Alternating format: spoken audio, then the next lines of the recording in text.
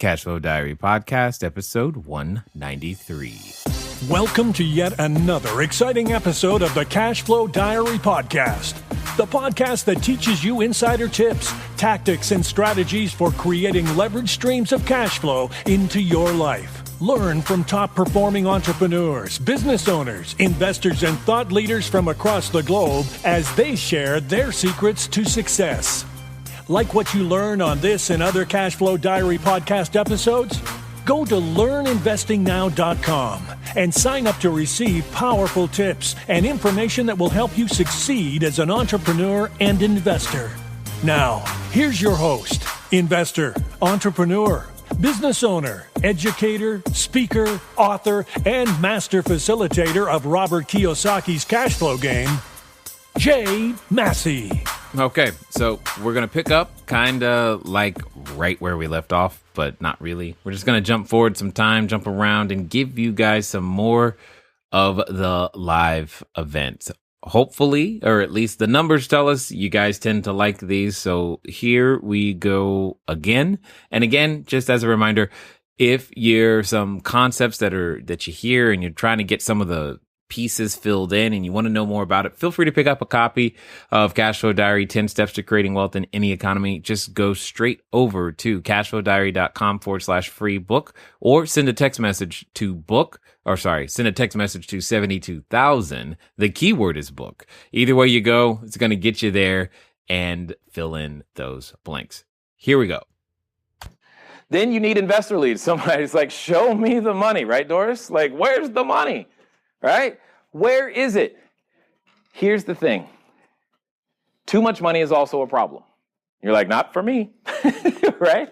But I have run into a number of individuals who, for whatever reason, don't need any more money, don't want any more money. In fact, in one of the, I think is, Sandy, can you find I think I just did. Nope, I did not. It's yesterday, tomorrow, etc. money page. I just don't remember. Oh, there it is, 64. I talk about 4 different types of money. And there's really 4 different types. There's money that's allocated towards yesterday. That's called debt. That's where it goes. You spent it already. You earn it today and it goes to the past. You got today money. That's usually our expenses, electricity, food, etc. Got tomorrow money. This is typically that retirement, or I'm saving for something in the future. And then there's this really big bucket of money out there called never money. Money people never intend to really spend. It's there, but you're just not asking for it. It's there. How many of you have ever heard of a family office? How many of you have not? Yeah, excellent. See, we're still getting there. For those of you who know what a family office is, should the ones who have not heard of a family office and are looking for money find out what a family office is, yes or yes? Yeah, absolutely. So I'm not going to tell you, so now you have to talk amongst each other and figure out what a family office is. See, that's me on purpose. I'm doing that on purpose. But there's lots of money that exists out there that's never intended on being spent. And you need to figure out how to put yourself in front of it to let people know, hey, I can solve your problem, because that money still needs to earn a return, preferably higher than inflation. And we've already discussed what that's going to take. And you need to make sure that those people know that you exist. That's the challenge. The reason people aren't lining up to help you with your deal with their money is because they don't know, A, you need it, B, who you are, and that you can actually solve their problems. I got my first, I'd say, $5 million of private capital, 100% from retirement plans. That was like my secret, is retirement plans. Because one of the great things about the ERISA Act of 1974 is it said that you have the ability to truly self-direct. Not what Charles Schwab, T. Rowe Price, et cetera, tell you can do, but that you could actually take those retirement plan funds and put them in an investment that you control or have more direct or closer access to. I thought that was awesome. So I'm going to give you all a free lead right here, something I recently discovered, and I can't solve the problem myself, but I know if I tell you, some of you, maybe one of you, will actually go do something with it. You ready? Mm-hmm. Doris, this is for you. Okay? How many of you know someone or are willing to go find someone who works at the company Verizon? Verizon. okay, I recently found out, and I'm so excited about it, is that is that a small company or a large company? Large company. So there's a lot of people that in their retirement plan documents for Verizon employees, they have what is known as an in-service distribution, i.e., they can actually take money out of their retirement plan self-directed without quitting their job. I was excited. They actually have it. It's one of the largest companies I found thus far with that provision. I think it was up to $100,000. So just get 10 Verizon employees together, and you could have access up to $1 million. Make sense? Simple. And we're just solving problems left and right today, aren't we? This is fun for me. All right? The only reason that you won't now act on that is because you choose not to. Yes, go ahead, Dave. Don't you, when you do that and you invest in real estate, don't you have to have, I don't know, it's like an SEC filing or something like that? It's just little things that I've heard through your podcast and everything. Oh, you're listening to my podcast? Of course, man. God bless you.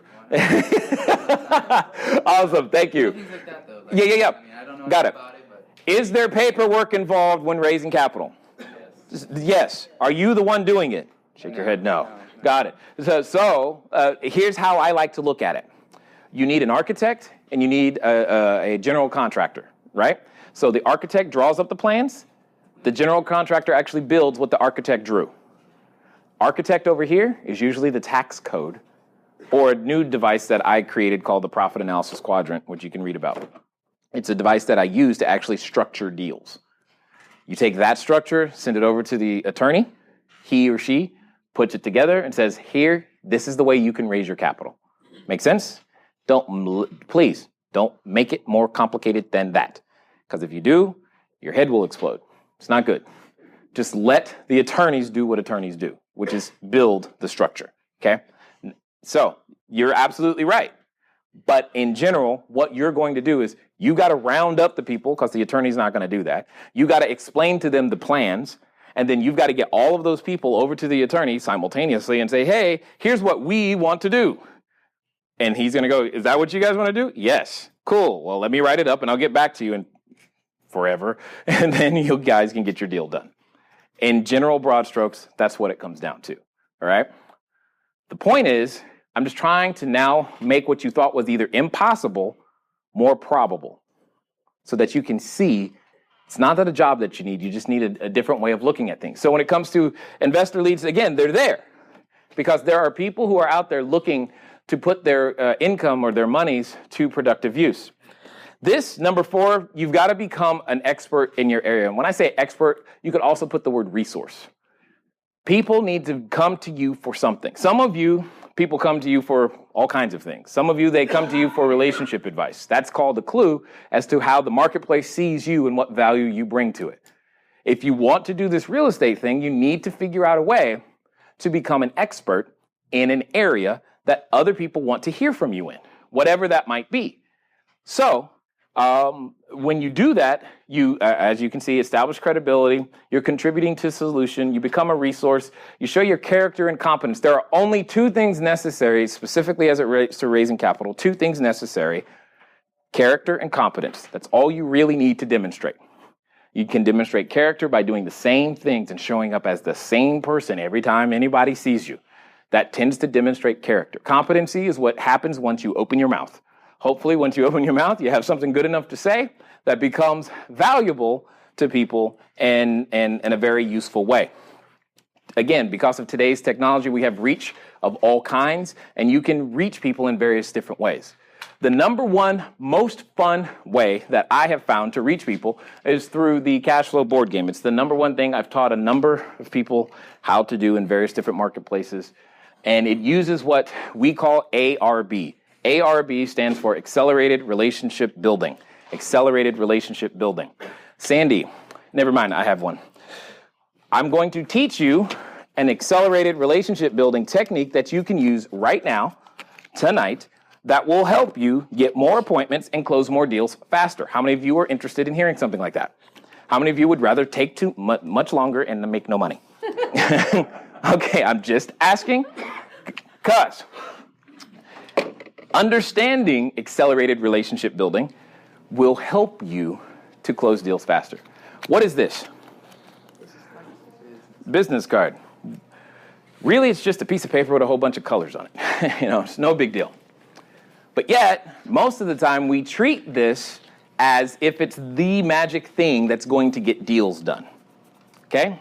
So I'm going to show you an accelerated relationship building technique that will help you tonight to leave here with more appointments and get deals done faster. I need one volunteer. Who would like to be that person? Come on. The dude in the back, what's your name? Orlando. Orlando, excellent. Everybody say, welcome, Orlando. Awesome, thank you. Thanks for participating. You have no clue what's about to happen? No. Okay, excellent. He's like, no, this is good. Can I sign a waiver? No waiver needed, no waiver needed. All I need you to do, and I want you guys to watch, all I need you to do, because this is going to happen to you tonight, all I need you to do is to ask me for a business card. All right. Okay? And scene. Scene. Yeah, that's right. There you go. Hey, can I get a business card? You know what? I'm curious. Why do you ask? Well, because I might have some referrals for you. Or, Referrals? What kind of referrals? What are you thinking? Well, really? See, I'm messing with them. That's a great question. Here's the point. When someone asks you for their business card, they're asking for a reason. The challenge is you don't know why. And you give it to them, and then they take it. Now you can take it. Okay. Thank you. They take it, disappear off into the sunset, and then they put it on their desk when they get home next to the 2,000 other business cards that they have neatly organized with rubber bands around it in the corner of the desk. How many of you know exactly what I'm talking about? Exactly. And then nothing ever happens, or if it does happen, what happens is you go, should I call him the next day? I don't know, is it too soon? Or, you know what, I'll wait. And then you wait. And then what happens is, then you finally call them back, and then they don't pick up. And you're like, oh God, what do I say? How is that gonna work? And then you keep calling, and then they call you back, and then you call them back, and then before you know it, 2 weeks goes by, and then you finally get on the phone, and you go, hi, do you remember me? And they go, have no clue, where did we meet? And you're starting all over from the beginning anyway. And then when you do talk, you set an appointment for another week out. 3 weeks have gone by. You met 3 weeks ago, and you're finally getting to the first meeting. They asked for that business card for a reason. Your challenge is you don't know why at all. The reason I do that is because, one, by having it, did you see what he asked me for the card? I started handing it to him, and then I said, you know what? I'm curious. Why do you ask? Because that's what I need to know. I got referrals for you. If he's got referrals for me, when do I want them? 3 weeks later or now? My point exactly. I just saved myself 3 weeks by making sure I ask one additional question to develop the relationship a little bit more. That's all I had to do. That's all you have to do. Now, see, some of you, you're going to try to do this tonight, and it's going to be very interesting to watch. But that's okay. The point is you're going to get to the end point faster. And if you do that every time, what ends up happening is you end up with more relationships than you could possibly service and handle. Yes? What happens in the case where you do that and the person you're asking gets offended for you to ask, or for you? Got it. She's like, what happens? Okay, so this is when fears come up. Right? And that's fine. What happens when the person is asking and you do that and they get offended? I'm going to tell you why they won't get offended. When we are emotionally involved in seeking a solution, we want the solution at any price. We don't care. Have you ever gone to the emergency room and asked the doctor, hey, now mind you, you're bleeding. Doc, before you touch me and stop my bleeding, can I please see what your GPA at college was? You ever ask for that? No. You don't care because you have a problem. As far as you can tell, he looks like the solution. So please help. When someone is asking for your business card, that is the moment. What they're really saying is, I think you might possess a solution that either I need or someone I know needs. And you need to find out why. And you need to find out right then. There is no better moment.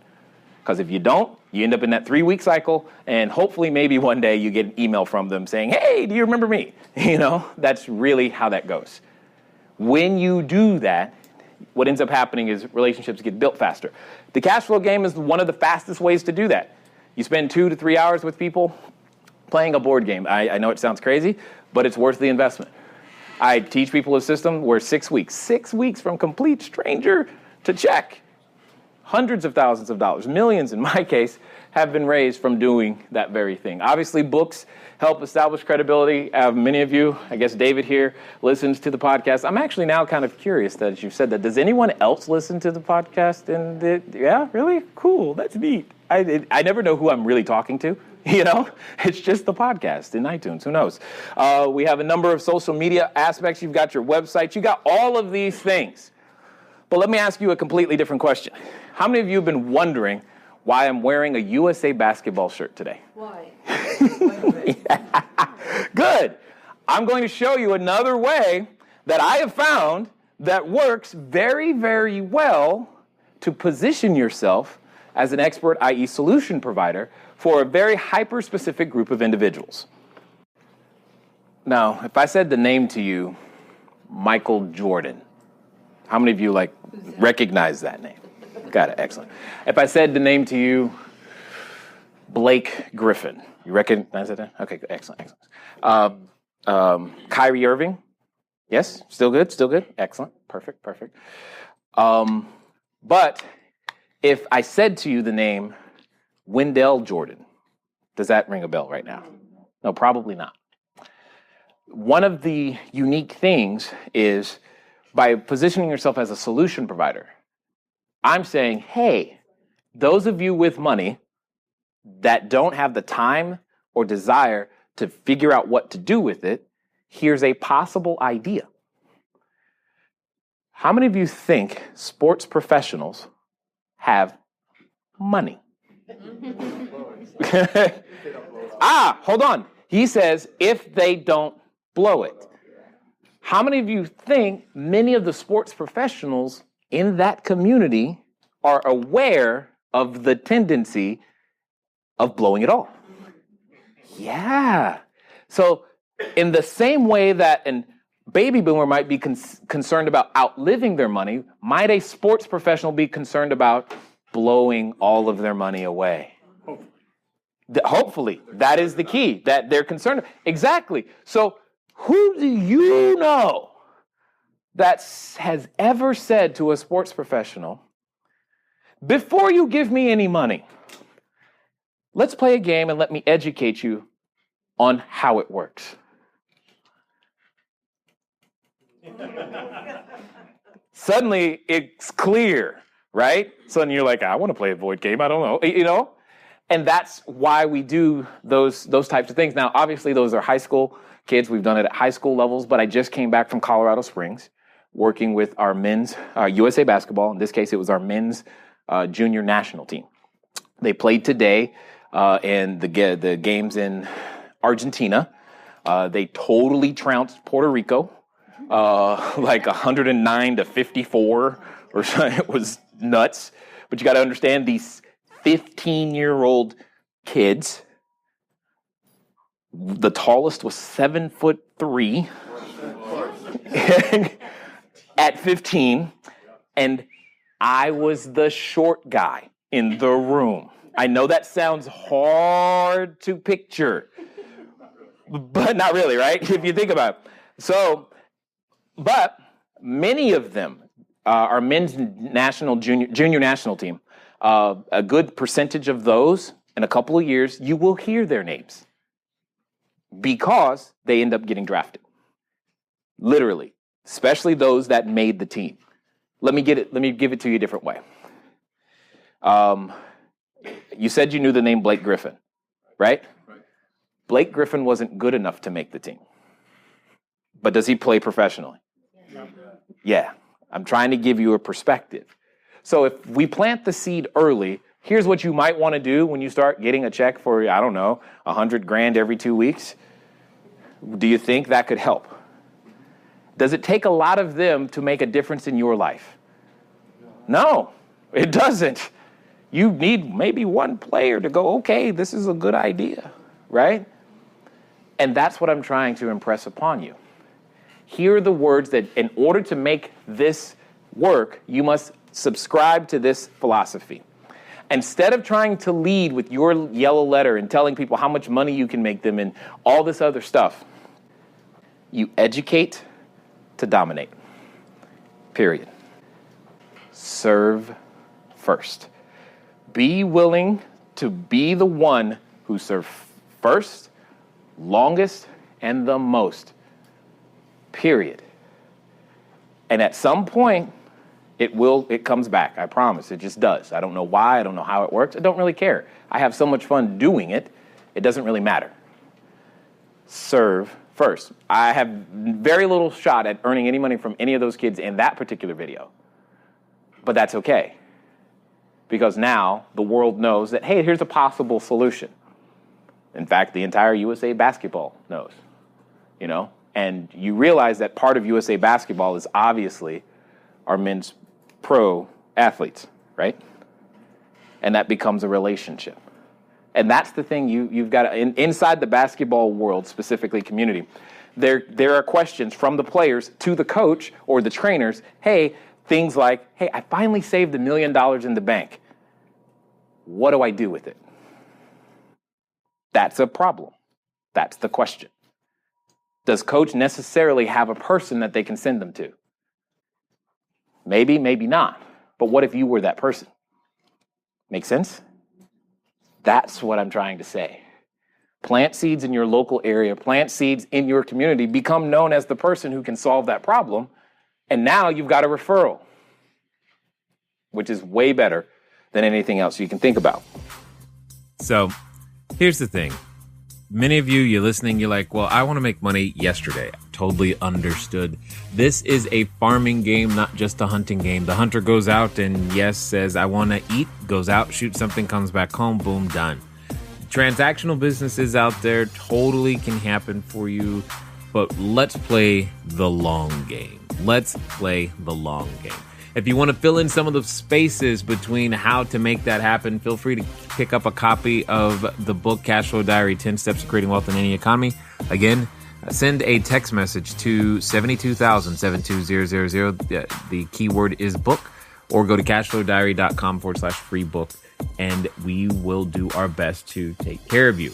Now, in this next piece, I'm going to introduce to you some concepts that are going to help you become one of the best people in your marketplace, to where people want to refer you and understand that you know what you're talking about. I'm going to share with you the inside tips about a tool that I created that many have been using successfully now for a while, and it has helped them grow their business. So pay attention.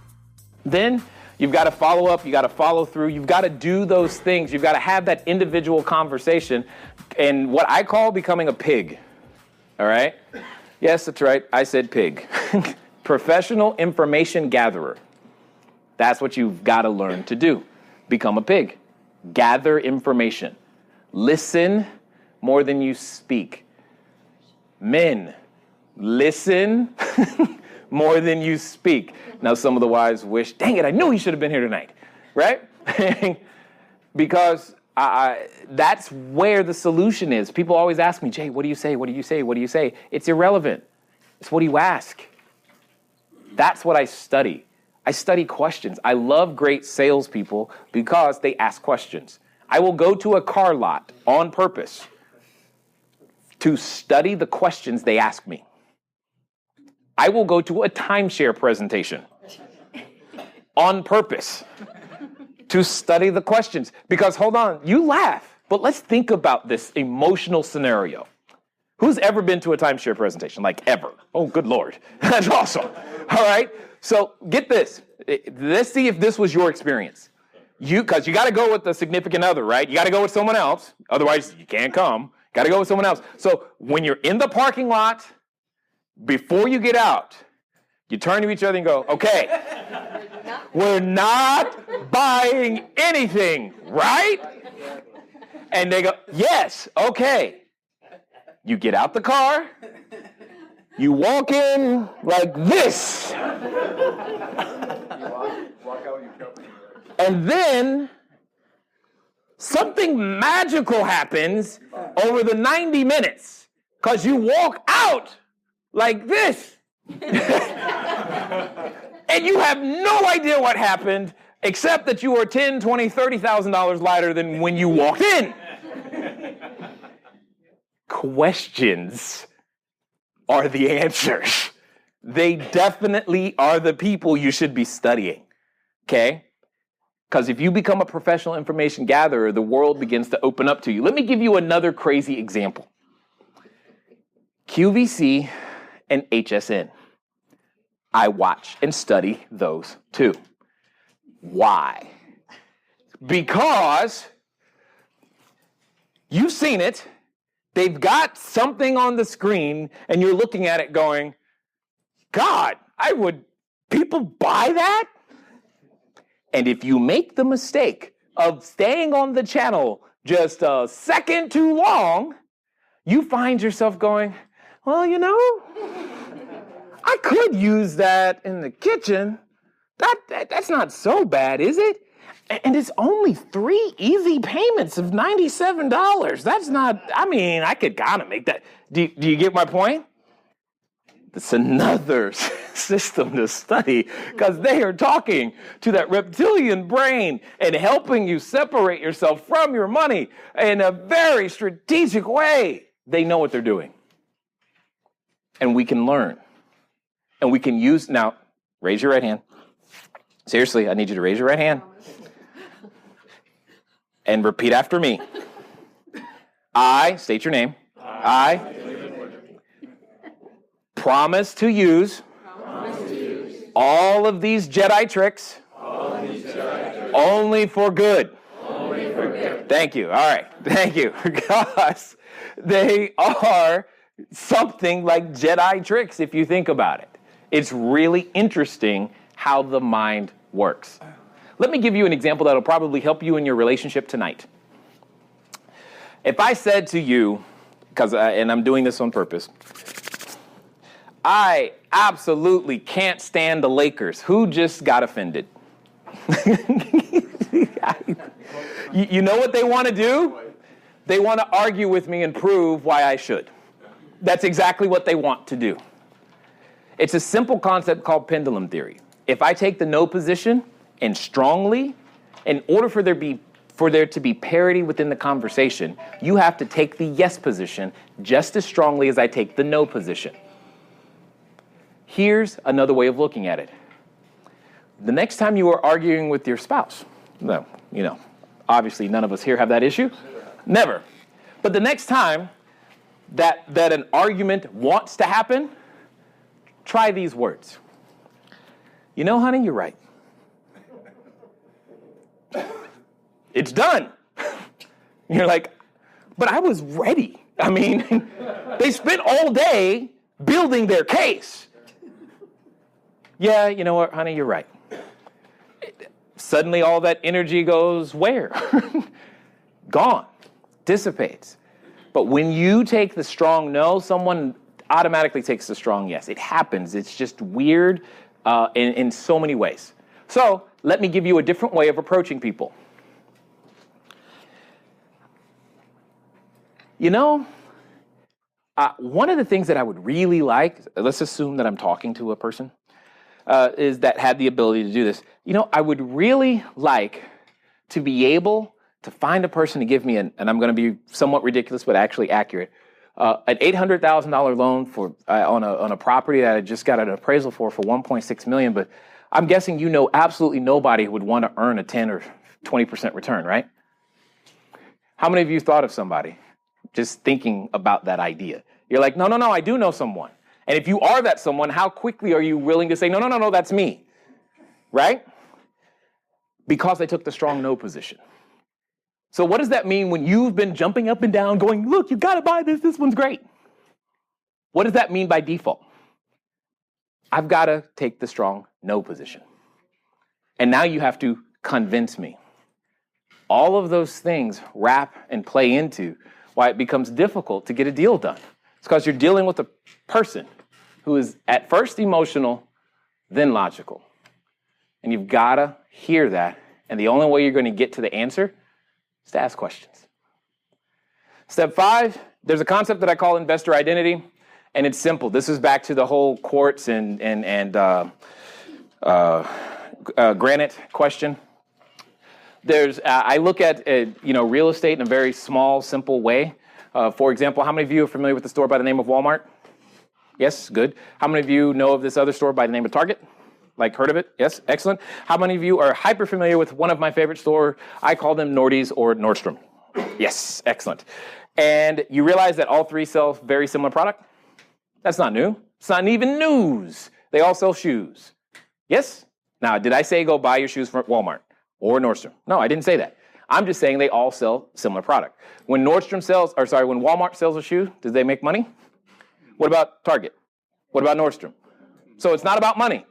So please stop asking the question, which real estate transaction makes money? All of them. The difference is who they serve. When you go to Walmart, what do you expect? What do you expect? I'll tell you what I expect. I expect it to break, and they're pretty good at it. Right? Whatever it is. Now, when you go to Target, what do you expect? About the things that about. I expect a clean floor and a Starbucks. There you go. That's the difference. Everything else is the smell of popcorn. Right, that's it. Now, when you go to Nordstrom, what do you expect? Good return policy. Good return policy, service. Can we just call that everything? Quality product. Right? And they each deliver on that customer experience in their own way. So the true question is which headache do you want to deal with? Because have you ever tried to return something to Walmart? Isn't that a different experience than trying to return something to Nordstrom? That's how I fell in love with Nordstrom, by the way, is through their return process. Because I had finally, I wear a size 15 shoe. That's code for I don't normally find anything off the rack, okay? But they had it in stock, and it wasn't the orange polka dotted one. And I'm just like, this is great. What's that? Their business was founded on great. I was excited about that. Yeah. And then but because I went to Nordstrom, did I pay Walmart prices or Nordstrom prices? Exactly. So I had an expectation of this, and the shoe started falling apart way too soon, and I'm just like, this can't happen. But having grown up, anytime you try to go to Walmart to return something, what must you have with you? Receipt. And can you have worn that item? No. Did you at least need the original packaging? I had none of that. And people were saying, go to Nordstrom. I'm like, but you don't understand. I don't have the receipt. I don't have the I wore these. I'm like, are you sure? Because I never had this experience. I go to Nordstrom, and you should have seen me. I show up with a Stater Brothers grocery bag in the shoes. And I'm trying to please don't think I stole these. Please don't think, you know what I'm saying? I don't know really what's going to happen here. And I'm telling the guy, stammering, he's like, do you just want to return the shoe? I'm like, yes. He's like, oh, okay, no problem, sir. I was like, sir, who's he talking to? And he starts, fumbling on the computer and whatnot. And then he says, oh, I'm sorry, sir. And I was like, uh-oh, here it comes. We don't happen to have any in the store right now. Do you mind if we send them to you? Do I mind? I have a choice? No, I don't mind. And do you know, not only did the shoes show up, but it was the right size, it was the right make, it was the right model. And I'm just like, oh my God, this place is awesome. Because they treated me that way. It's just the shoe at the end of the day. Same is true for your real estate. There's Walmart real estate areas, there's Target real estate, and then there's Nordstrom real estate, and each has a customer expectation. Each. Some of you know a lot about Nordstrom real estate. Let me give you an example. you actually think an accent wall is mandatory. You must have a pool, right? The idea of a Nordstrom real estate problem is something like this. The tenant calls you and says, well, you see, when I come home, I press the clicker and the garage door doesn't go up. So here's what I need you to do. I need you to send someone over to fix it. What's likely the problem?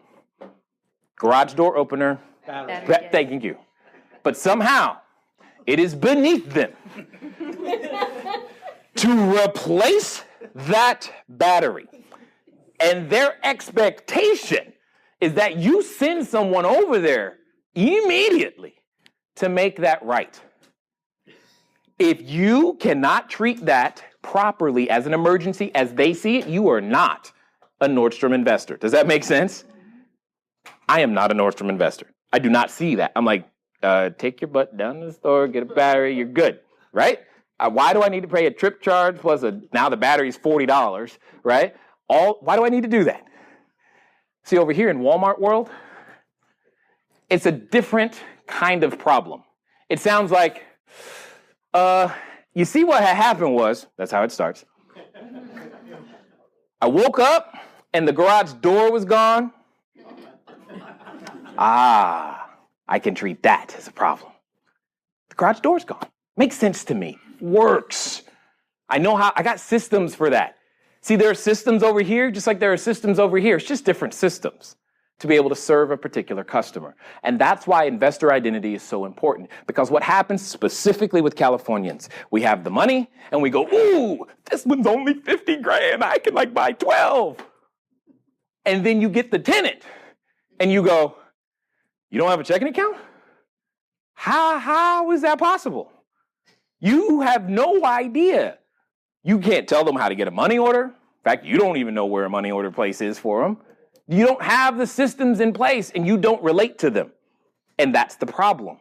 Then all of a sudden you have this experience like, I cannot believe they wanted 2 pit bulls in the house. Well, duh. If you lived in that neighborhood, you probably want a pit bull too. You know? Those are the things that I'm talking about. And if you're not suited to serving this customer, you have a bad experience. And the converse is also true. You are used to Walmart and you end up coming over to Nordstrom and you just can't serve them properly. And this is no more true than when you're hiring your team, specifically your property manager. So let me put it to you this way. If I took the Nordstrom sales associate and made them work in Walmart, how would that work? Not well. It would not go well. What if I took the Walmart greeter and put them at the front of Nordstrom? How's that going to go? It's not going to go either. Well, what do you think happens when you take the property manager with the lowest price and put them in front of your high dollar property? You just did the same thing. And the converse is also true. Greg, pay attention. You take the Nordstrom sales associate and you put them in Walmart, and all of a sudden, everything in the house is broken, needs to be fixed, and it needs to be made with granite. Everything. In Walmart, it needs to be functional. Period. Functional. That's it. Suddenly, your operating expense ratio goes through the roof. Cash flow disappears. They don't know how to find a tenant because all they think they're supposed to do is put up a sign and people show up. That takes a lot more work than that over here. A lot more. They don't get it. They don't know how to operate over here. 2 completely different systems. And we make that mistake because we don't understand investor identity. Worse, when we're raising capital, the person we're working with has an investor identity too. Compound that with certain marketplaces have an identity. You want cash flow, but for some reason you think the heart of Orange County is where it's at. Like, really? Cash flow? Yeah. No. That's not what Orange County is known for. Does that make sense? Yeah, right. It's appreciation, right? It's growth, not necessarily income. And we make these decisions because, I don't know, it's next door. Okay, that's great and all, but that's not going to achieve your financial target and your objectives that you're trying to get done. and then you have another bad experience. And you've got to understand those small details. When you're going through the process, you got to use a way, and this is the thing you've heard people say, you can do a deal on the back of a napkin. But the challenge is nobody ever takes the time to show you how. No one ever takes the time to show you how. So I had the same problem. So what I had to do is figure out a way to do it, and then I've now written about it. This is literally, I've taught a lot of people how to raise tens of thousands, hundreds of thousands, dare I say millions of dollars on the back of a napkin, and they do it consistently all the time because we don't know how to have that conversation to people. Either way, one of my favorite places to do this is actually Starbucks. I have closed more business at Starbucks than I care to remember or imagine. In fact, they should really charge me a whole lot more than $5 or $4.95 for the coffee because that's literally where I do it. And it's a way to explain and display your competence, explain your deal structure, because many of you think 50-50 is somehow equal. They're putting up the money and I'm doing the work, and you think 50-50 is how you're supposed to split it. And you don't even realize what 50-50 means, let alone how much you've given up. And most of the time, you don't even have to give up 50% to be able to give them the type of return that they're looking for. So let me ask you a question. How many of you love the show Shark Tank? Right, I do too. I consider that more education than entertainment, right? And you realize that most of those deals, they're giving up less than 50% of the company in order to get 100% of the capital that they need, right? So there's a very simple example. How many of you always wonder, what is Mark Cuban or Barbara writing down on their notepad? You ever like I want to see what they wrote, right? That's why the profit analysis quadrant exists. They're writing something down very similar to what I've designed because they want to understand, okay, cool, here's where we are, here's where it's going to be, here's what I could possibly make, here's the offer I'm willing to do. Based upon what you're telling me, here's the offer that I'm willing to make. And that's the key to understanding it. If you don't, you end up giving away too much money. That's how I found out. I had so many deals. I had done, 100, maybe more. And then my CFO sat me down and said, if you had done it this way, you could have made another 10 grand. If you had done it this way, and she just kept doing it. Oh, I'm just like, oh God, this hurts. And instead, I just learned how much money I gave away. I mean, obviously the investors were happy, but I'm just like, man, I didn't need to give all that away to get the actual capital that we needed to actually do it. And understanding how to do that and closing on what I call closing on concept, as opposed to trying to go through 100% of the details, realize people don't buy the way you buy. They don't always need to know, for example, I don't need to know how electricity works in order to buy a lamp. I don't really care. I just want to buy a lamp. I don't need to know how a car works. I have an idea. I put the key in. Well, today you kind of just press a button. But, right, I know where the gas is. I might know where the oil is. If I look it up on YouTube, though, I can find it, right?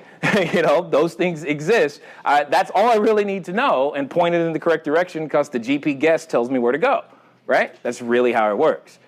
Most people don't purchase the way you purchase. And we're talking way too much when it comes to our deals and talking ourselves in and out of them in the same conversation. We don't even realize it. Okay. Well, here's what I'm going to say. What you've learned, I am just going to flat challenge you to go do, period. Go do it and send me an email saying, Jay, it doesn't work. Tay, I did exactly what you said and it doesn't work. That would be an amazing thing for you and for me to see. Anyway, it's been fun talking to you today. I look forward to talking to you soon. Until next time.